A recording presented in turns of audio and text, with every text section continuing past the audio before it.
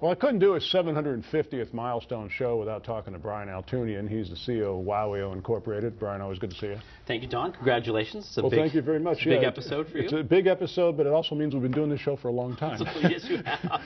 And a few years ago, I think we did show number 500. We did a montage of early years, and I looked at that montage during the week and said, I'm not showing that young guy again. Yeah, I get that. Now, I know you've got a lot of news because we've been talking about a number of different things. You know, the company is moving towards becoming a publicly traded company, but I understand there's been a little bit of change in that. Tell us about that. Yeah, well, the goal for us was obviously to get out to the public market. I've been involved in a number of companies that have gone out to the public market.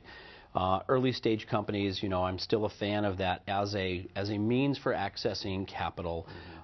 It expands the channels of opportunity for young, emerging companies, developing companies to get access to capital, to build operations, and move from really along an evolutionary path from a development cycle company to a real execution company.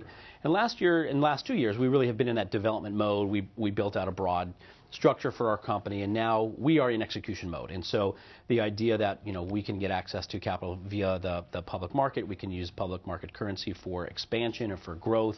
And what's happening in our space is, you know, WOWIO, we've really started to rebrand WOWIO too and re-message what WOWIO is all about. WOWIO has really evolved into a broader digital media company. We've got a very strong patent in the ebook space, and that space is growing, you know, just growing exponentially on a regular basis.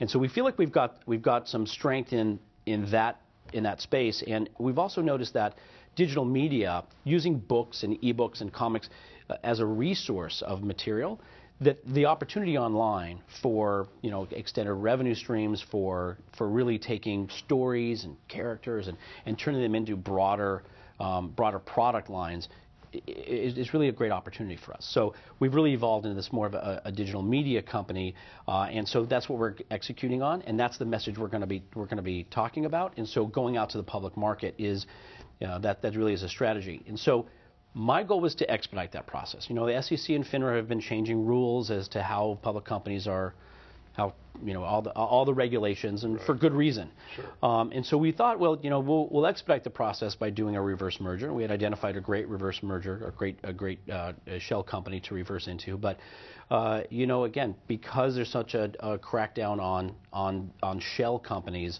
I don't want to have issues. I don't want to have any kind of legacy issues as we move forward, because our story is so good, and what we're up to is so good. Our patent is so valuable. The space that we're moving into, I don't want to have any legacy issues. I don't want to. No reason for me to take on any headaches, even if it meant an expeditious move to the public market. Right. So we're going to do something that I've been familiar with in the past. We're going to do a direct registration. So we are going to take the company public. We're going to do it ourselves. Okay. We'll be dealing with the SEC and FINRA directly. We're in that mode now. We're you know, going through our audits and, you know, cleaning everything up. And so we feel very confident it's going to happen. You know, we'll do the filing in the next 6 to 8 weeks, and then hopefully we'll get through that process pretty quickly. So fantastic. Yeah. Now, you know, you're talking about the ebook space, and you and I both have young children. Yes. And my 10-year-old daughter got into this long conversation with me last week about ebooks and what they're like and how much she enjoys them and what do they cost. And I mean, it was amazing to me at that tender age of 10 that she knew so much about it. Yeah. Really tells you what the future holds for that industry. Without a doubt. And, you know, I joke about this. We really are not the demographic for that audience. I mean, our children definitely are. And in fact, you know, I have a 4-year-old as well. And, you know, his facility on the iPad and on the Kindle Fires, it's absolutely amazing.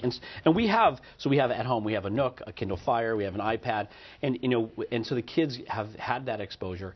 And what's amazing about that space is, for the first time really in the history of publishing, our access to broad catalogs is something we've never seen before. Because now, really, getting access to digital files, where, you know, if you had to go to the bookstore or you had to go to the library and hope that they were carrying the books on the shelves, you know, that was a hit. Can be a hit or miss, unless you're in that, you know, that top 3% or 5% of titles out there.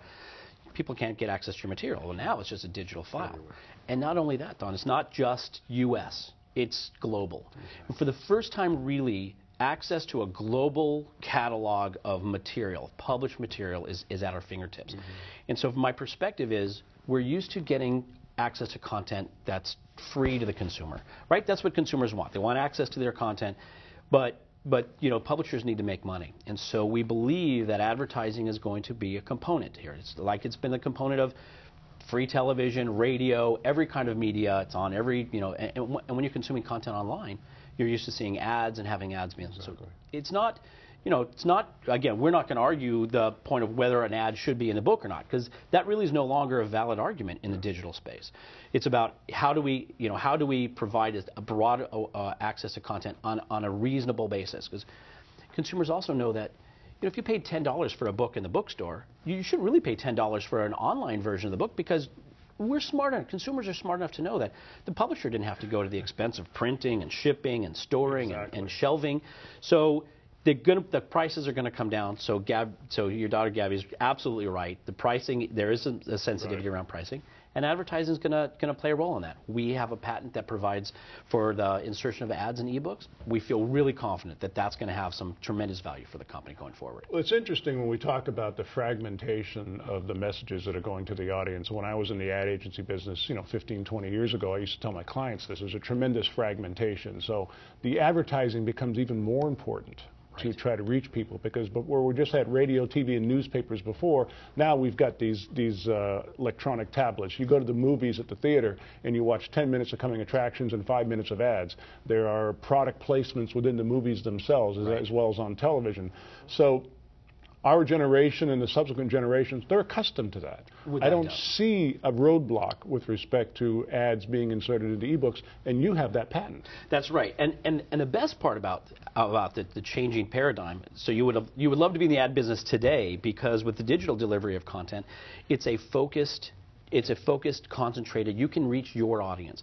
So for Home Depot to advertise in a do-it-yourself book, makes perfect sense, right? So you've got granularity, you can deliver right to your audience, you can see that your audience is clicking through, and that you've got an affinity relationship now with your targeted audience, as opposed to a billboard that, you know, you hope X amount of percentage of people drive by, and you hope of that people who notice it, that X percent are your target audience. That's no longer the case. So that was the billboard ads online too.